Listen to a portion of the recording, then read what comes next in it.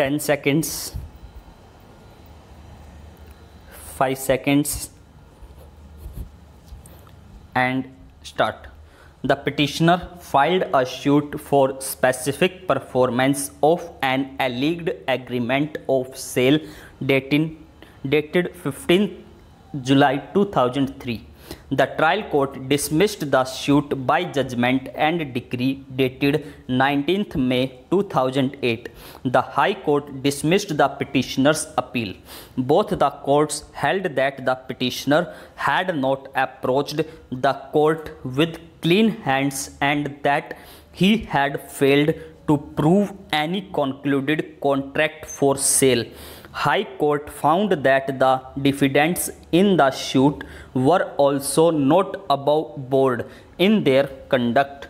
It found that both sides were guilty of having lied on oath and deserved to be prosecuted.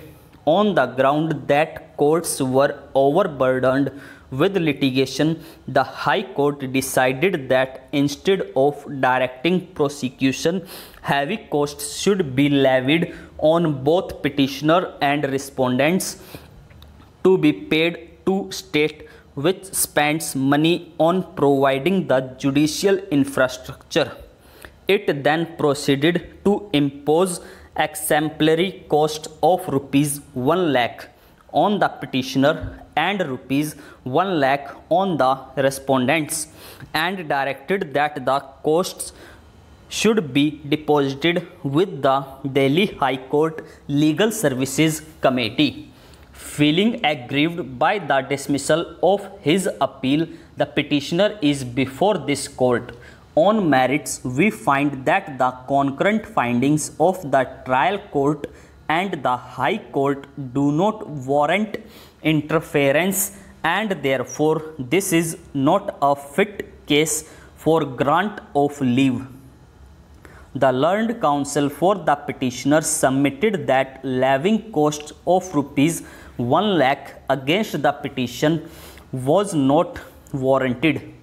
He submitted that as the appeal before the High Court arose out of a civil suit, costs were governed by Section 35 and 35A of the Code of Civil Procedure and cannot exceed what is leviable under those provisions.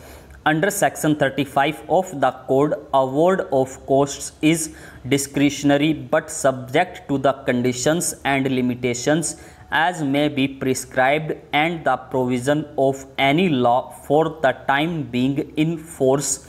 Under Section 35A, compensatory costs for vexation claims and defense may not exceed to rupees 3,000.